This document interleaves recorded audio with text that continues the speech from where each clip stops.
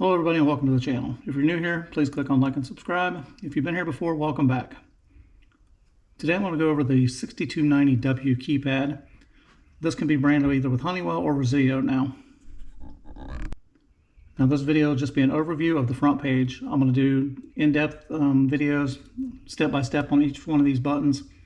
But just to get you familiar with the keypad, here's what the following buttons do.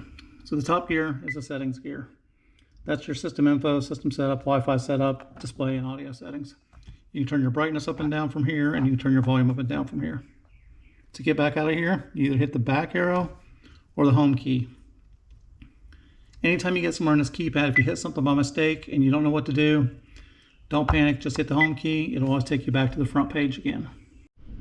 Now the second button down on the left, this has a memory card slot on the side, so it's an SD memory card. It does not come with a memory card. You have to put your own memory card in here, and it will only support up to a 16 gig memory card. So if you try to put something bigger like this 128 in there, it'll boot out and it won't let you put it in there. What this does is it pulls up multimedia files. Your files have to be saved as PNG files also, which makes it even more complicated. Again, I'm not sure why Honeywell put this on there, but this is what it does. So when you click on that, if you've got your family photos saved in here, on this little memory card, you can hit the play button, and basically it'll do a little screensaver of your family photos scrolling throughout. That way you're not looking at the basic Honeywell page. But as soon as you click on it, you still have to hit the home key to get back to do any of your other features on here. Bottom left-hand side, there's an exclamation in a triangle with a circle around it. That's not to be confused with the exclamation with the circle around it. Now again, this is another feature Honeywell did. I'm not sure why they did it because it's kind of confusing. The left one is your panic button. So you have to press that, and then to set off the alarm, you would push and hold the button. Now, depending on how your installer has it set up, you may have a silent panic, you may have an audible panic. You can set this up different ways depending on how it's set up in your house, but you would just push the appropriate button, press and hold, and it would set off the alarm. You can't just tap it. You have to press and actually hold it down for it to go off, so you don't have to worry about someone accidentally. Like if a kid gets in there and starts pushing buttons, it's not going to mess anything up. Again, the back arrow or the home key. Starting on the top right hand side, you've got these little windows. If you click on the little windows, this takes you up to a multi-partition. Now a multi-partition, most people don't have this in your regular home. This is more of an office setup, or maybe if you have a guest house or a mother-in-law suite, you can actually arm part of the house on partition 1, part of the house on partition 2, and each one of you can independently operate both sides of the house without interfering with the other one. Again, that's more of an apartment, studio apartment, secondary room. You could actually do a room in your house, like a bedroom. You could put it on one partition, and only one person will be able to arm it, disarm it. That's a whole different subject. We're not going to get into that today. Next button are the three little dots. If you're an Android user, if you're using an iPhone, a lot of times you'll see the three dots. You know that's some sort of a special menu. So that brings up an event log menu, a console mode, and a show zones mode. Again, we'll go over all these independently, just so you're getting familiar with the home page right now. Bottom right hand side, PHH.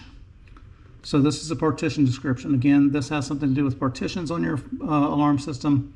You should not need this. If you do need to know how to do this, I would suggest getting with your installer, depending on how he set up the zones and the partitions, to show you how to use that feature. Back to the house button. Bottom right hand side, we've got another exclamation mark with a circle. This actually pulls up troubles on the area. So as you can see here, I've got zone 2, 3, 4, 5, 6, 7, 8 open. I would have one open. I basically have just reset this panel. There's nothing hooked up to it now. So this just shows me what's wrong. So if I had not ready at the top, if I hit that button, it would show me zone 2, zone 3, whatever zone was open. I can either go look and see if the door window's open or if there's a problem with the contact. If for some reason I want to leave that window open, let's say it was a bedroom window, I could pick on the bedroom window and then I could hit the bypass selected. That would bypass that one zone and actually let me arm the system without interfering with anything else. The other thing I can do is bypass everything. I'd enter my code, and that would bypass all those zones until the next morning. Once you disarm the system, all the zones have to be bypassed again, so you have to do them one at a time, or daily, I should say. So let's say you've got a broken sensor, and you're waiting on someone to come out. Every day you arm it, you would have to bypass the zone. Once you armed it and disarmed it, it would go back into default again. You would have to bypass it again. We've got a microphone down here with a circle around it. If you click on that, not ready to arm. It's inaudible, basically, so it'll tell you what's wrong with it. So the last one on the bottom is this little media icon. If you click it, there's actually introduction videos, training videos, you can do. So if you wanted to do a training video, you could click on that.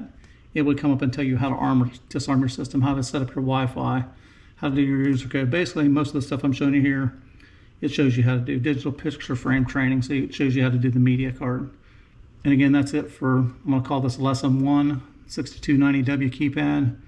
I'm going to put these all in a playlist. So I'm going to go over each group again, one at a time, and show you what each feature has to do in it. And there'll be subcategories under each feature. Again, thanks for watching. Please click on like and subscribe.